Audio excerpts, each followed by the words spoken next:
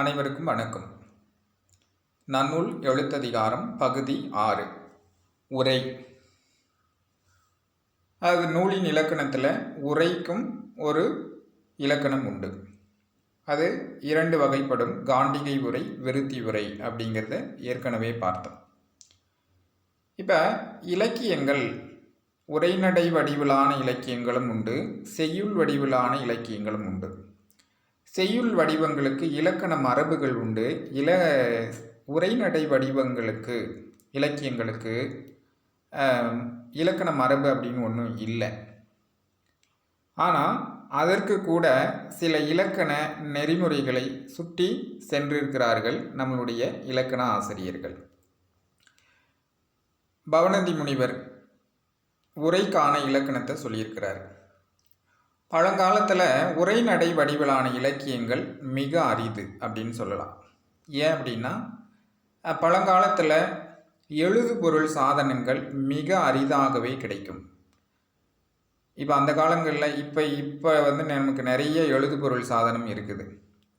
எளிமையாக நம்ம போயிட்டு கடையில் பேப்பர் வாங்கிட்டு வந்து எது வேண்டுனாலும் எழுதி வச்சிடலாம்.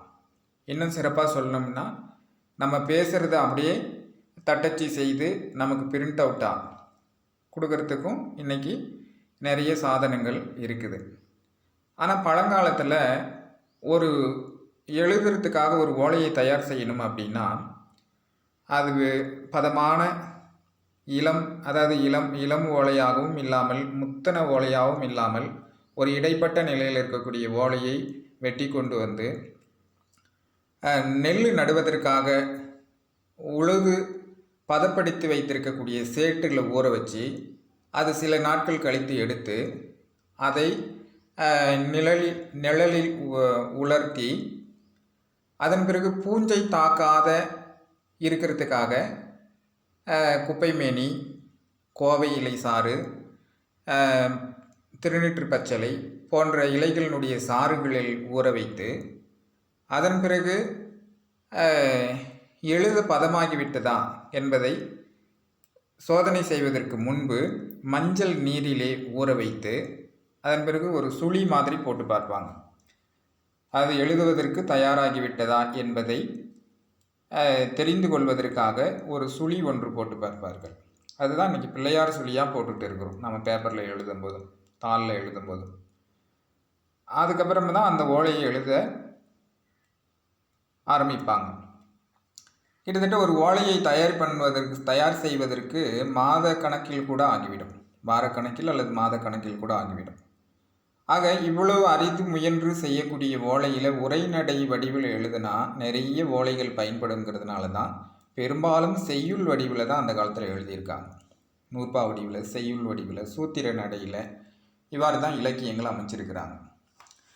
ஆனால் அந்த இலக்கியங்களுக்கு கூட சில நேரங்களில் பொருள் விளங்கணுங்கிறதுனால உரை எப்படி அமைக்கணும் அப்படிங்கிறதுக்கான இலக்கணத்தையும் நம் நன்னூல் ஆசிரியர் சொல்லியிருக்கார். இலக்கண நூல்களின் விதிப்படி நுட்பமும் திட்பமும் செறிந்தவை. அவற்றை எல்லாரும் விளங்கி கொள்ளுதல் எளிதானது அல்ல. மேலும் பண்டைய இலக்கியங்களில் பொருளை உணர்ந்து கொள்வதிலும் தடுமாற்றம் ஏற்படும். எனவே நூல்களுக்கு உரை எழுத வேண்டிய தேவை ஏற்பட்டது. இலக்கியங்களை விட இலக்கண நூல்களுக்கே உரை இன்றியமையாததாகிறது. அவ்வுரை இவ்வளவு என வரையறுத்து கூறப்படுவது காண்டிகை உரை எனப்படும். விருத்தி உரை காண்டிகை உரை எனப்படும். இப்போ உரையின் பொது இலக்கணம் என்ன அப்படின்னு பார்க்கலாம். உரையின் பொது இலக்கணம்: பாடம், கருத்தே, சொல்வகை, சொற்பொருள், தொகுத்துரை, உதாரணம், வினா, விடை, விசேடம், விரிவு, அதிகாரம், துணிவு, பயனோடு, ஆசிரிய வசனம் என்று ஈரேழ் உரையே அப்படிங்கிறாங்க. உரைக்கு 14 வகையான இலக்கண மரபுகளை சுட்டி சென்றிருக்கிறார்கள் இலக்கண ஆசிரியர்கள். அது 7 அப்படின்னா 14. பாடம், எடுத்துரைத்தல் முதலிய 14 உரையின் பொது இலக்கணம் ஆகும். அவை என்னென்ன அப்படின்னா, பாடம் மூல பாடத்தை எடுத்துரைத்தல். இப்போ நம்ம சொல்லியிருக்கிறோம் இல்லையா, பாடம் கருத்து அப்படிங்கிறது இது மூல பாடத்தில் இருக்கக்கூடிய ஒரு நூற்பா, அதை நம்ம எடுத்து உரைக்கிறது. இரண்டாவது கருத்து உரை கூறுதல். கருத்தே அப்படின்னா கருத்து உரை கூறுதல். அந்த செய்யுள்ள என்ன கருத்தை சொல்லியிருக்காங்க அப்படிங்கிறத உரை வடிவில் எடுத்து சொல்றது. மூன்றாவது சொல் வகை. அவங்க பயன்படுத்திய சொல் வகைகளை குறிப்பிடுவது. சொல் 2 வகைப்படும், பெயர் சொல் வினை சொல் அப்படின்ட்டு அந்த சொல்லினுடைய வகைகளை குறிப்பிடுவது. பெயர் எத்தனை வகைப்படும், வினை எத்தனை வகைப்படும், சொல்லினுடைய வகைகளை சொல்லதிகாரத்தில் சொல்லியிருப்பாங்க. அந்த சொல் வகைகளை விளக்குவது. சொற்பொருள். அந்த சொல்லுக்கு அந்த சொல் அரும் சொற்பொருட்களாக இருக்கும்போது அந்த சொல்லுக்கு நம்ம வழக்கத்தில் உள்ள பொருள் என்ன அப்படிங்கிறத விளக்குவது. அது 4வது. 5வது மேற்கோள்களை காட்டுதல். அவங்க சொன்ன பொருளுக்கு தகுந்த மேற்கோள்களை காட்டுதல்.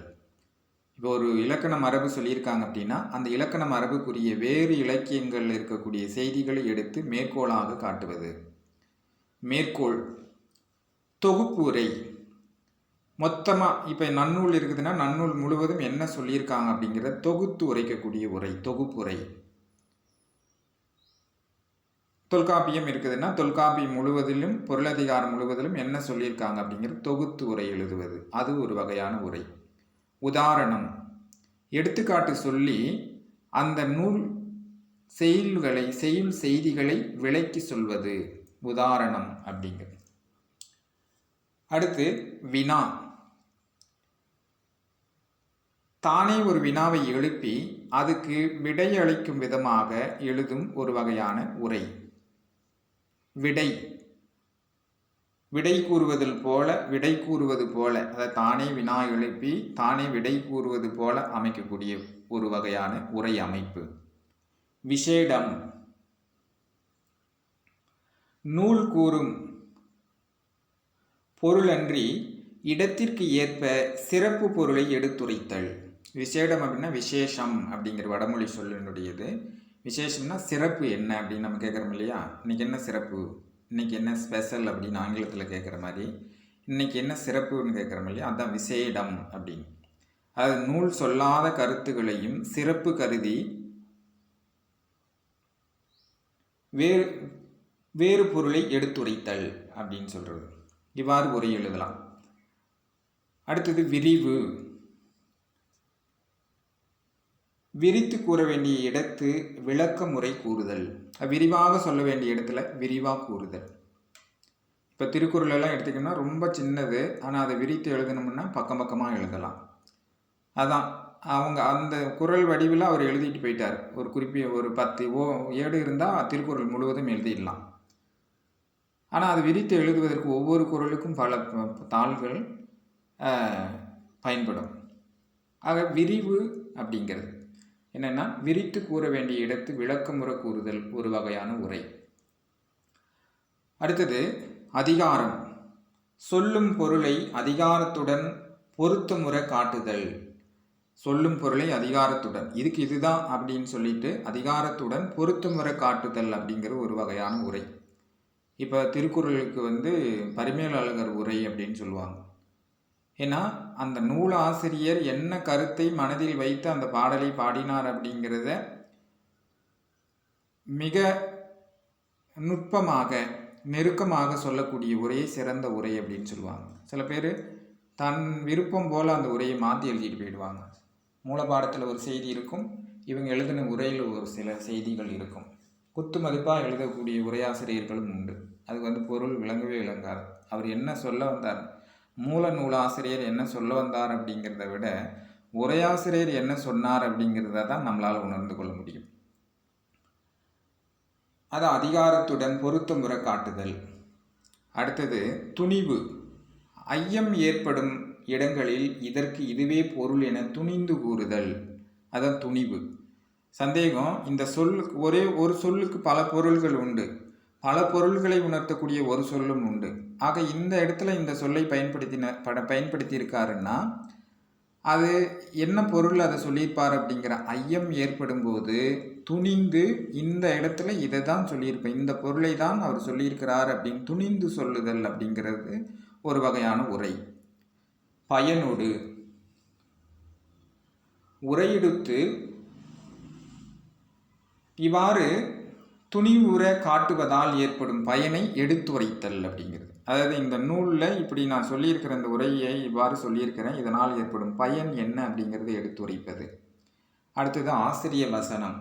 உரையெடுத்து தொன்னூல் ஆசிரியர்களின் பாடங்களை இயந்து காட்டுதல் என்பன 14 வகையான உரை அமைப்பு நம்ம வழக்கத்தில் இருந்திருக்குது. அதுதான் நன்னூல் ஆசிரியர் பவனந்தி முனிவர் இந்த நூற்பாவில் சொல்கிறார். உரையின் பொது இலக்கணம்னு சொல்லிட்டு பாடம், கருத்தே, சொல்வகை, சொற்பொருள், தொகுப்புரை, உதாரணம், வினா, விடை, விசேடம், விரிவு, அதிகாரம், துணிவு, பயனோடு, ஆசிரிய வசனம் என்று ஈரேழ் உரையே அப்படிங்கிறார். அடுத்தது உரை 2 வகைப்படும். காண்டிகை உரை, விருத்தி உரை அப்படின்னு பார்த்தோம். காண்டிகை உரையினுடைய இலக்கணம் என்னென்ன அப்படின்னு, கருத்து, பதப்பொருள், காட்டு மூன்றினும் அவற்றோடு வினா விடை ஆக்கலானும் சூத்திரத்து உட்பொருள் தோற்றுவ காண்டிகை. காண்டிகையினுடைய பொது இலக்கணம். மேலே சொன்ன கருத்துக்களையும் எடுத்துக்கிட்டு அதில் கருத்து கூறுதல்,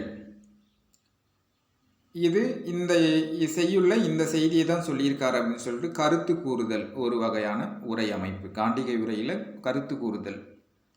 பதப்பொருள் கூறுதல், அதாவது அந்த பதம் பொருள் பக்குவப்பட்ட பொருளை எடுத்து சொல்லுதல், அந்த நூலில் சொல்லப்பட்ட பக்குவப்பட்ட பொருளை எடுத்து சொல்லுதல் அப்படின்னா பதப்பொருள் கூறுதல்.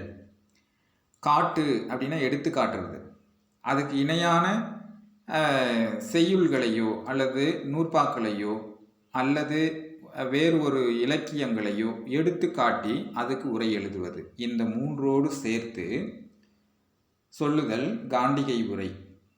அவற்றோடு மேலே சொன்ன உரை அமைப்புகளோடு இந்த மூணும் சேர்ந்தால் அது காண்டிகை உரை.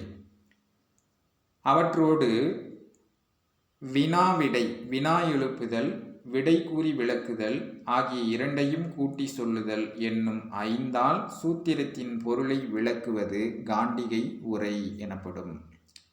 கருத்து, பதப்பொருள், எடுத்துக்காட்டு மூன்றோடு வினாவிடை இரண்டையும் சேர்த்து அதனுடைய சூத்திரத்தினுடைய உட்பொருளை விளக்குவது காண்டிகை உரை எனப்படும். இப்படி எழுதலாம். அடுத்து விருத்தி உரையினுடைய இலக்கணம். சூத்திரத்து உட்பொருள் அன்றியும், அதாவது அந்த செய்யுள்ள என்ன உட்பொருள் சொல்லியிருக்கிறாங்க அப்படிங்கிறத அன்றியும் ஆண்டைக்கு இன்றியமையா யாவையும் விளங்க தன்னுரையானும் பிற நூலானும் ஐயம் அகல ஐங்காண்டிகை உறுப்போடு மெய்யினை எஞ்சாது இசைப்பது விருத்தி அப்படிங்கிறார். விருத்தி உரை அப்படிங்கிறது என்ன அப்படின்னா, காண்டிகை உரையில் சொன்ன 5 உரை அமைப்புகளையும் சேர்த்து கொண்டு சூத்திரத்தினுடைய உட்பொருள் அன்றியும்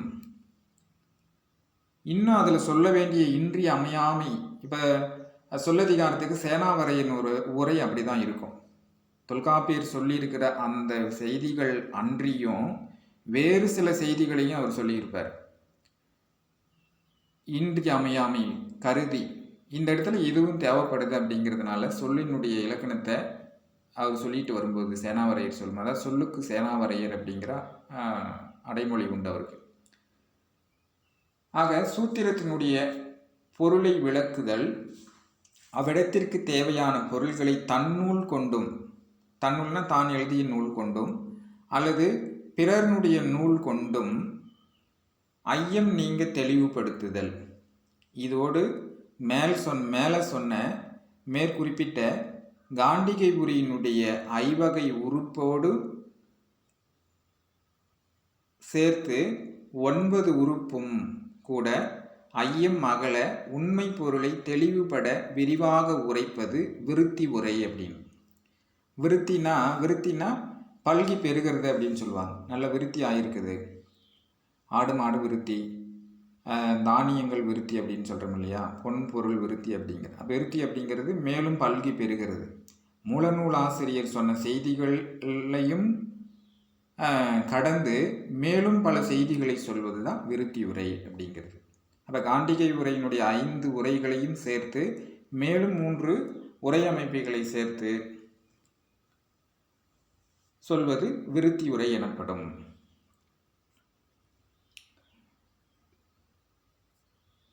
ஆக உரை அப்படிங்கிறது இவ்வாறெல்லாம் அமையணும்னு சொல்லியிருக்கிறாங்க.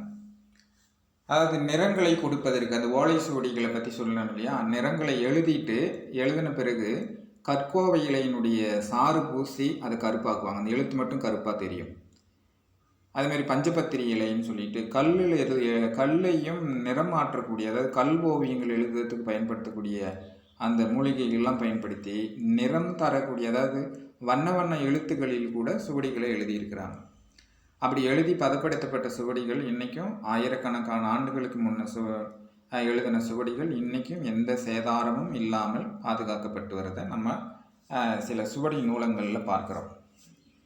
ஆக அந்த காலங்களில் உரைநடை வடிவம் இல்லை. ஆனால் நன்னூலாருடைய காலத்தில் உரைநடை வடிவம் தோன்றி இருக்குது. இன்றைக்கி எல்லா இலக்கியங்களும் உரைநடை வடிவில் தான் வருது. அதனால் அந்த உரைநடை வடிவம் வருவதற்கு முன்னே செய்யுள் வடிவில் எழுதுனதுக்கான காரணம் இதுவாக தான் இருக்கும். அடுத்தது நூல் என்பதன் பெயர் காரணம். நூல்னா என்னன்னு நம்ம சொல்கிறோம்? நூல்னால் நம்ம தையல் போடுவதற்கு பயன்படக்கூடிய நூல், ஆடை நெய்வதற்கு பயன்படக்கூடிய நூல், இதெல்லாம் நூலுன்னு சொல்கிறோம். புத்தகத்தையும் நம்ம நூலுன்னு தான் சொல்கிறோம். ஏன் புத்தகத்துக்கு நூல் அப்படின்னு வந்துச்சு அப்படிங்கிறதுக்கு பெயர் காரணம் சொல்கிறாரு நன்னூல் ஆசிரியர் பவணந்தி முனிவர். பஞ்சிதன் சொல்லா பணுவல் இழையாக செஞ்சொற்புலவனே செய்கிழையா எஞ்சாத கையே வாயாக கதிரே மதியாக மையிலா நூல் முடியும் ஆறு.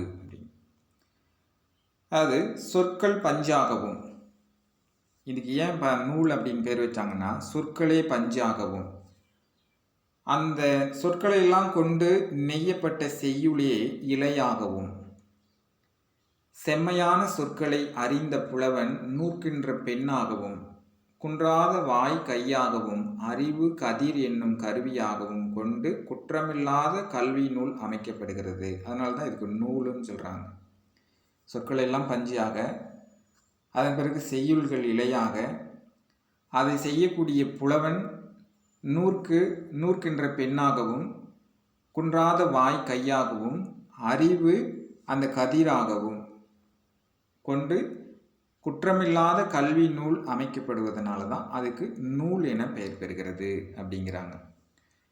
சொல் செய்யுள் புலவன் வாய் அறிவு, இதெல்லாம் அதாவது சொல் பஞ்சாகவும், செய்யுள் இழையாகவும், புலவன் பெண்ணாகவும், வாய் கையாகவும், அறிவு கதிராகவும், ராட்டை, கதிர்னா ராட்டை, அந்த நூல் இழைக்கக்கூடிய ராட்டை தான் கதிர், இப்படி அமைக்கப்படுவதனால தான் இதுக்கு நூல் என பெயர் பெறுகிறது. ஒரு பெண் தன் கையினால் கதிராகிய கருவியை கொண்டு பஞ்சினை இழைத்து நூலாக்குகிறாள். அதுபோல புலவன் தனது வாயினால் அறிவாகிய கருவியை கொண்டு சொற்களால் செய்யுள் இயற்றி நூலாக்குகிறான். நூலை போன்று செய்யப்படுவதால் நூல் என்பது ஓமம் ஆகுபெயர். ஓம ஆகுபெயராகிறது. நூலை போன்று இருக்கிறதுனால இது ஓம ஆகுபெயராகிறது அப்படிங்கிறாங்க. நூலின் மாண்பு. இப்போ நூலினுடைய மாண்பு எத்தகையது அப்படிங்கிறத சொல்ல வராங்க. இப்போ ஒரு கோணலாக இருக்கக்கூடிய மரத்தை இழைத்து நேராக்குவதை போல தான் ஒவ்வொரு நூலும் கோணலாக இருக்கக்கூடிய மனங்களை நேராக்கக்கூடியது அப்படிங்கிறாங்க. நன்னூலாசிரியர் என்ன சொல்கிறான்னு பார்க்கலாம். உரத்தின் வளம் பெருக்கி உள்ளிய தீமை புறத்தின் பலம் முறுக்கி பொல்லா மரத்தின் கணக்கோட்டம் தீர்க்கும் நூல் அக்தேபோல் மாந்தர் மனக்கோட்டம் தீர்க்கும் நூல் மாண்பு. அதாவது உரத்தின் பலம் பெருக்கி உள்ளிய தீமை புறத்தின் பலம் முறுக்கி பொல்லா மரத்தின் கணக்கோட்டம் தீர்க்கும் நூல் அக்தேபோல் மாந்தர் மனக்கோட்டம் தீர்க்கும் நூல் மாண்பு அப்படின்னு. நாம் என்ன பண்ணுறோன்னா, உரம்னா வலிமையான உடல் அமைப்பை பெற்றிருப்பாங்க, நல்ல வளமான உடல் அமைப்பை பெற்றிருப்பாங்க. ஆனால் அவங்களுடைய உள்ளம் தீமை தரக்கூடிய சிந்தனைகளை உடையவர்களாக இருப்பார்கள். அப்போ அந்த தீமை தரக்கூடிய சிந்தனை உடையவர்களில் எப்படி எதுக்கு பொருந்துகிறாங்கன்னா, நல்ல உயரம் பாஞ்ச கட்டையாக இருக்கும் மரம். ஆனால் இப்போது அது எந்த பொருளையும் செய்வதற்கு பயன்படாத மாதிரி வளைந்து குனிந்து காணப்படும். அப்போ அந்த வளைந்து நெளிந்து இருக்கக்கூடிய அந்த மரத்தை சீர் செய்வதற்காக என்ன செய்வாங்கன்னா, வாள் கொண்டு அறுத்து நூல் கொண்டு அளந்து அதை நேராக்கிற முயற்சியில் ஈடுபடுவாங்க. அப்படி நேரான பிறகு தான் அது பல்வேறு விதமான பயன்பாட்டு பொருள்களாக அது மாறும். அந்த மாதிரி நூல் உடல் உள்ள அறிவின் வளத்தை மேலும் மேலும் வளர செய்வது. அவன் நல்ல வலிமையாக இருப்பான், ஆனால் உடல் வலிமை இருக்கும், மன வலிமை இருக்காது. அவனுக்கு அந்த மன வலிமையை கொடுக்கறது நூலாக இருக்கும். நற்சிந்தனை இல்லாமல் தீமை செய்யக்கூடியவனாக இருப்பான். அந்த தீமை செய்யக்கூடியவனை நன்மை செய்யக்கூடியவனாக மாற்றக்கூடிய தன்மை நூலுக்கு உண்டு. அறியாமை உடையவனாக இருப்பான். அறியாமையில் இருக்கக்கூடியவனை மிகச் சிறந்த அறிவாளியாக அறிஞனாக மாற்றக்கூடியது நூல். வளைந்த மரத்தினை மிகுந்த கோணலை போக்குகின்ற எற்று நூலை போல. எற்று நூல்னால் அந்த நூல் குண்டு நூல் போடுறாங்க இல்லைங்களா, குண்டு நூல் போட்டு அந்த மரம் நேராக இருக்குதா அப்படின்னு பார்க்குறாங்களே, அந்த மாதிரி நேராக ஆக்கக்கூடிய தன்மை உடையது இந்த கல்வி நூல். கோணலை, அதாவது வளைந்த மரத்தினது மிகுந்த கோணலை போக்குகின்ற எற்று நூலை போல மனிதரின் மனக்கோணலை நீக்குவது நூலின் மாண்பாகும். அதை தான் இந்த செய்தியில் சொல்ல வர்றார். உரத்தின் வளம் பெருக்கி உள்ளிய தீமை புறத்தின் வளம் முறுக்கி பொல்லா மரத்தின் கணக்கோட்டம் தீர்க்கும் நூல் அப்பேபோல் மாந்தர் மனக்கோட்டம் தீர்க்கும் நூல் மாண்பு. மனக்கோட்டம்னா மனக்கோணல்.